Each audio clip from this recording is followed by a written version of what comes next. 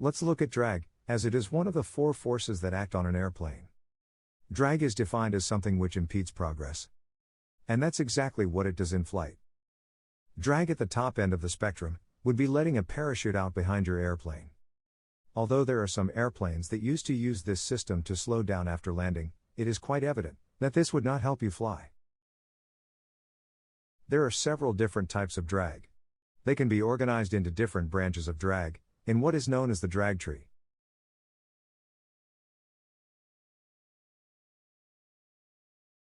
The total drag is the culmination of all of the different types of drag together. On one side of the tree, we have what's known as parasite drag. Parasite drag is caused by friction between the air and the aircraft's surface, aerials, the landing gear, etc. Form drag results as fluid flows over a body. The shape of the body determines the amount of turbulence that is created.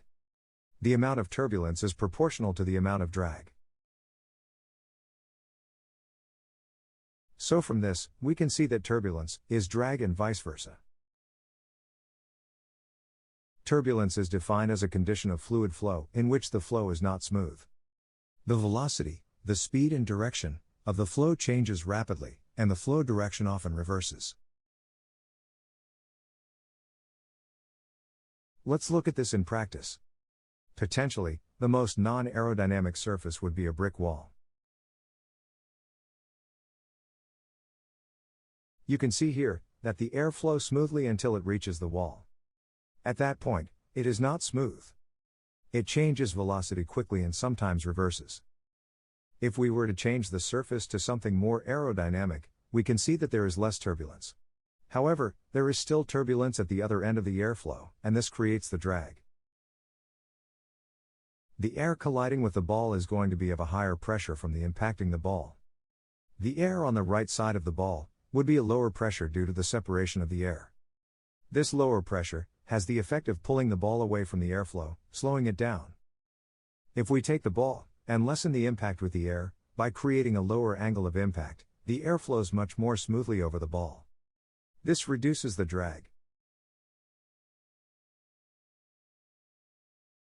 This type of drag is called form drag, as it is created by the actual form of the object.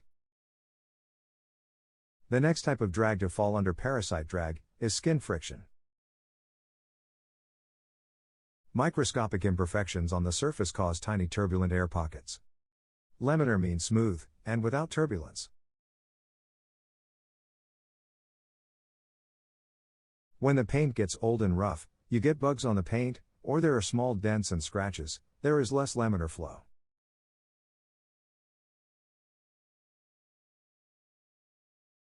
Under the heading of parasite drag is also interference drag. This is drag formed at the junction of various surfaces.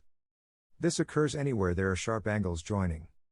The air is forced into the angle, where it mixes with air coming from the other side of the angle. When they mix, they create a swirling and turbulence. This also creates drag.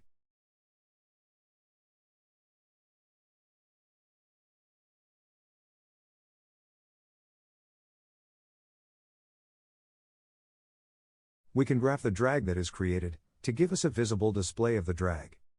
When we look at the drag and the airspeed, we can see that as airspeed increases, parasite drag increases. Let's look at the other side of the tree. There, we have induced drag. Induced drag is a byproduct of lift.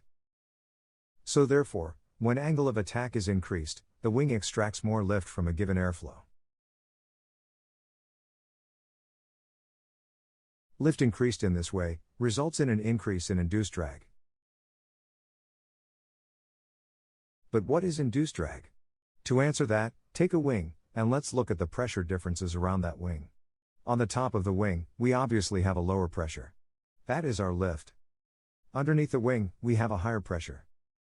Air always wants to fill a vacuum, or in other words, air will always want to travel from a higher pressure to a lower pressure. This is a natural way of creating balance. So the air underneath the wing will travel to the sides of the wing, where it spills over into the low pressure system above. When the higher pressure air spills into the lower pressure, it increases the pressure. This reduces the lift being made, as the low pressure area above is now not as low. It also creates vortices, which are swirling tunnels of air.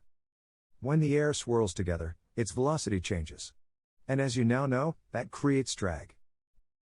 So by introducing winglets, engineers are able to slow the mixing of air, and keep more higher pressure air from escaping into the lower pressure. They also minimize the size of the swirls, which reduces drag. That's why we've seen such a focus on winglets over the past couple of decades. By using winglets to reduce wing tip vortices, it's possible to save 45,000 gallons of fuel a year from just one plane.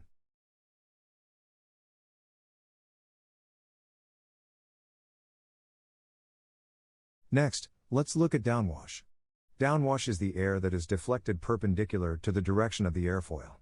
You can see this effect by placing a spoon under the flow of a kitchen tap. The water will curve around the spoon, and continue to curve after it leaves the spoon. Fun fact: as the actual airflow is being curved downwards at the rear, the actual relative airflow is considered to be curved downward as well.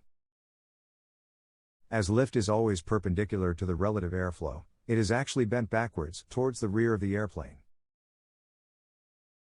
As it now has the effect of not just pulling upwards, but slightly backwards, it is producing some drag.